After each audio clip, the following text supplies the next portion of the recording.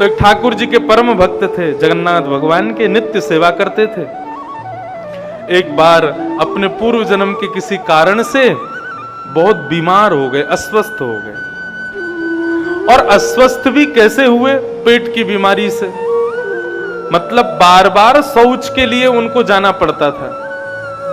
इतना शौच जाते थे कि मंदिर के लोगों ने कहा, भाई देखो अब तुम ना कुछ दिन की छुट्टी ले लो, तुम मंदिर मत आया करो। क्यों? बोले अब इतने अपवित्र अवस्था में ठाकुर जी का स्पर्श, ठाकुर जी की सेवा में अच्छा नहीं लगता, कुछ दिन तुम अवकाश लेके अपना उपचार कराओ। लेकिन उस भक्त का नियम था, वो बिना जगन्नाथ जी को देखे रहता नहीं था।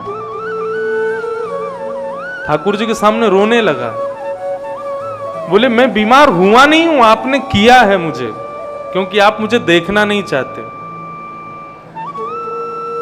मेरे दर्शन से आपको सुख नहीं मिलता, इसलिए मुझे बीमार कर दिया है आपने। जा रहा हूं भगवान, अब कुछ दिन तक आपको ये दिखेगा नहीं, ये अभागा दिखेगा नहीं। अपने सुंदर सुंदर भक्तों का दर्शन करना, मैं जा रहा हूं। ऐसा प्रणाम करके सहज भाव से कह करके वो चला गया। घर में कोई नहीं था, अकेला रहता था। दिन ब दिन इतना अस्वस्थ हो गया कि अब वो अपने बिस्तर से उठ के शौच भी नहीं जा पाता था, बिस्तर पर ही सब मलमूत्र त्याग देता था। जगन्नाथ भगवान को बैठे बैठे स्मरण करने लगा कि मैं रोज आपका दर्शन नहीं कर पाता था, तो आपका महाप्रसाद यहीं आ जाता था, उसको पा लेता था।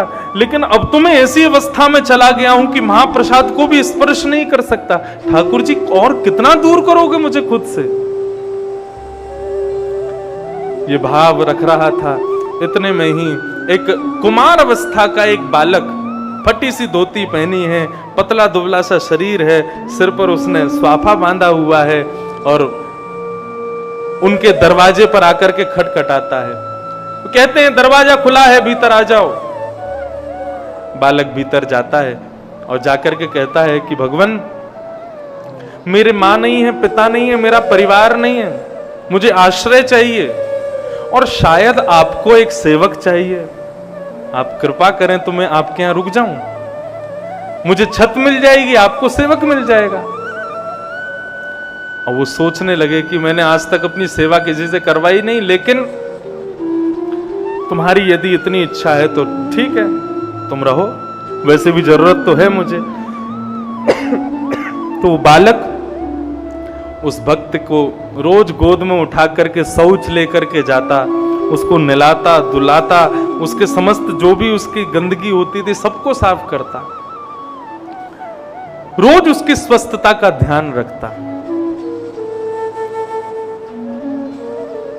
15 दिन तक वो बालक उनकी सेवा में रहा। 15 दिन बाद जब वो बिल्कुल स्वस्थ हो गए, स्वस्थ होकर के एक दिन बालक को कुछ सामग्री लेने के लिए भेजा। वो बालक सामग्री लेने बाजार गया, बाजार से सामग्री ला करके उनके घर के द्वार पर रख करके वो बालक वहां से अंतर ध्यान हो गया। आज इतने दिनों बाद वो पहली बार जगन्नाथ जी का दर्शन करने के लिए जा रहे थे। इतने में ही वो सामग्री देखी, देखा बालक तो है नहीं, बोला कहीं गया होगा, आ जाएगा। सामग्री घर में रख करके जैसे ही वो जगन्नाथ मंदिर दर्शन करने के लिए गए तो देखी इतनी भीड़। सबसे पूछा कि भैया आज इतने दिन में जगन्नाथ जी के आज इतनी भीड़ जगन्नाथ जी में क्यों? बोले क्योंकि जगन्नाथ जी पिछले 15 दिन से बीमार थे। 15 दिन से ठाकुर जी ने अपने दर्शन किसी को कराए नहीं थे, आज ही दर्शन खुले हैं।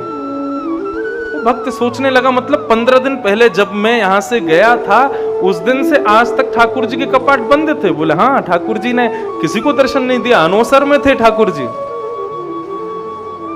जैसे ही वो जगन्नाथ भगवान के सामने गया तो जिस रंग के वस्त्र उस बालक ने सुबह पहने थे, उसी रंग के वस्त्र से जगन्नाथ जी पहन करके सामने बैठे थे। उसके मन में किंचित भी ये भाव नहीं आया कि वो कोई बालक था। वो समझ गया कि 15 दिन पहले अपना मंदिर बंद करके मेरी सेवा के लिए श्री जगन्नाथ प्रभु मेरे कक्ष में आ गए, मेरे घर पर आ गए। कैसे कृपालु, कैसे दयालु देव। एक कथा ऐसी अपने किसी एक भक्त का रोग था, बहुत भयंकर रोग था, वो दर्शन के लिए बहुत तड़प रहा था। ठाकुर जी ने उसके रोग को अपने ऊपर ले लिया, इसलिए ठाकुर जी 15 दिन तक स्वयं को ज्वर में रखते। अनेकों कथाएं हैं जगन्नाथ जी की। कहने का भाव ठाकुर जी कितने दयालु हैं, कितने कृपालु हैं।